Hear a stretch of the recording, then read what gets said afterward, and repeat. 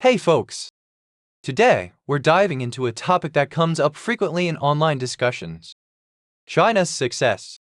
Personally, I don't think there's anything extraordinary about it to begin with.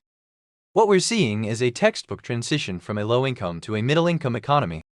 A process that almost always produces rapid growth, massive construction, and large-scale infrastructure development. It looks especially impressive in China simply because of the sheer size of its population. That kind of transition is an interesting and extensive topic in itself, but it's not what we're discussing here. Many leftists say the key to China's success is simple. China's success comes from not letting billionaires hoard all the money. The government takes extra wealth from the super rich and uses it for the good of everyone.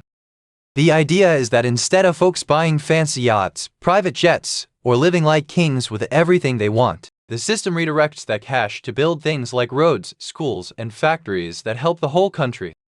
Supporters say this avoids wasteful spending on luxuries and puts resources where they do the most good for society. It's seen as a way to make sure wealth serves the people, not just a few at the top. But it's not nearly that simple. China still keeps household registration system that was introduced during Mao's times. This setup divides people based on where they're from. City folks get better access to jobs, schools, and services, while rural people who move to cities end up as second-class citizens. They might work long hours for low pay without the same rights. Kind of like undocumented workers in their own country. Essentially, they are slaves, cheap labor, that benefits people native to first-tier cities.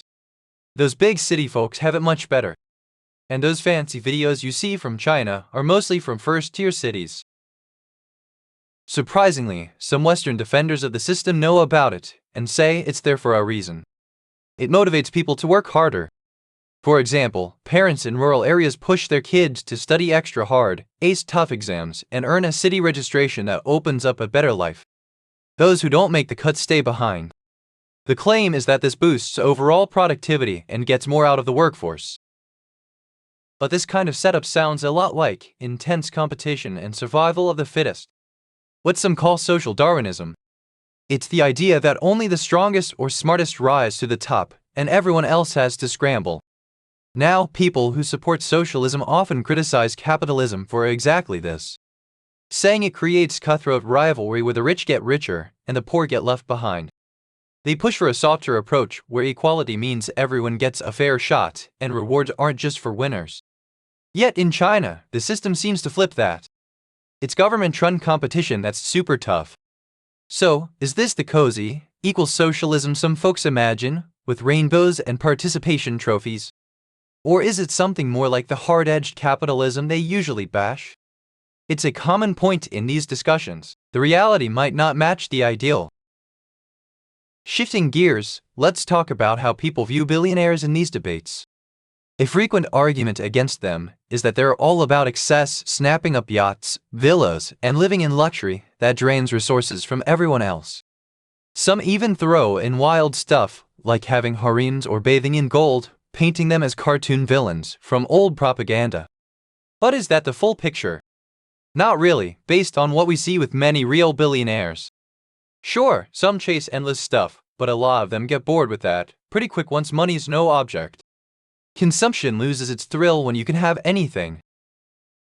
Instead, plenty of billionaires pour their energy into big ideas or projects that drive progress. Think of someone like Elon Musk. He's not just sitting on a pile of cash buying toys. He's betting everything on stuff like electric cars, space travel, and new tech that could change the world. These folks often started by risking it all on innovative ideas, not by hoarding. And even when they do spend on luxuries, it creates jobs. Workers building those yachts get paid, suppliers make money, and it ripples through the economy. The point here isn't to defend billionaires. It's just to note that the stereotype doesn't always hold up. Many are obsessed with creating, not just consuming, and that can lead to breakthroughs that benefit society.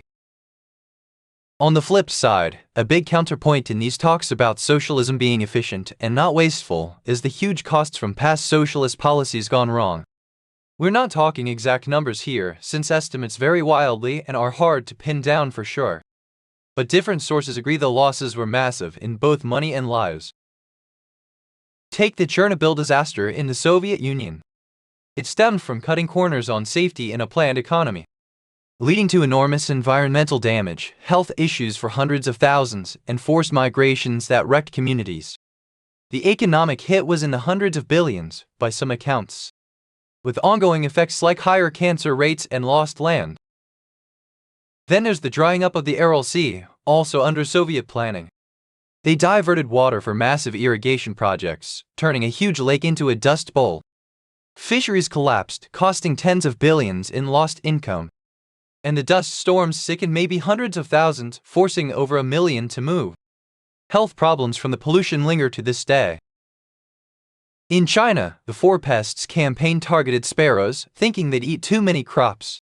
But wiping them out let insects explode, contributing to the Great Famine. The hunger was devastating, tens of millions died from starvation, and the economic damage was probably in the hundreds of billions, disrupting farming and society for years. Another one, the one-child policy. It aimed to control population, but led to selective abortions, mostly of girls, creating a massive gender imbalance, maybe 30 million more men than women now, who might never find partners. The economic fallout is hard to measure, but it's in the hundreds of billions or more, with issues like an aging workforce and social strains. Again, estimates differ, but the scale was huge. The argument here is that these kinds of top-down decisions in planned systems can waste resources on a level that dwarfs what any group of billionaires might spend on luxuries. And unlike private spending, which at least circulates money, these often just vanish into thin air. Polluted land, lost lives, and opportunities gone forever. Now, circling back to China's leaders. A common claim is that they're not rich like Western billionaires. They live modestly and focus on the country. But reports suggest that's not the whole story. Many elites hide their wealth through family members, friends, or offshore companies, keeping it out of sight. For instance, leaked records from the Panama Papers showed that relatives of top Communist Party members, including 8 from the elite, used secretive offshore firms to hold assets. This helps shroud billions in wealth, often in tax havens like the British Virgin Islands. Take the family of former Premier Wen Jiabao. Investigations revealed they controlled assets worth at least $2.7 billion through hidden holdings in companies and investments. Or relatives of President Xi Jinping.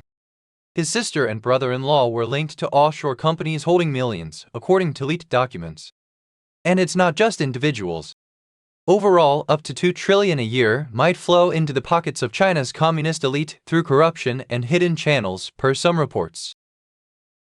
These examples come from investigative journalism, like from the International Consortium of Investigative Journalists, who dug into offshore leaks, showing how top leaders' families stash wealth abroad.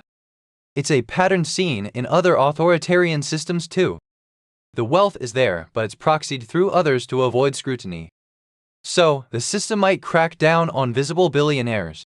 But the elite at the top still benefit big time, just more discreetly. Wrapping this up, these discussions often boil down to deeper feelings. It's normal to feel upset when others have way more than you, especially if you're struggling. It's like a built-in reaction in us humans. Seeing someone succeed can make you question your own path and push for change. But sometimes, that envy gets dressed up as big ideas about equality or efficiency. If the real driver is just resentment over inequality, not the system's flaws, then fighting for socialism might not fix what's really bothering you. You end up with a win that doesn't feel satisfying because it missed the mark. Understanding your true motivations can help, whether you're for or against these systems. It's about progress and fairness, not just knocking down the tall poppies. Thanks for listening. If this sparked any thoughts, drop them in the comments. Hit like and subscribe for more breakdowns like this.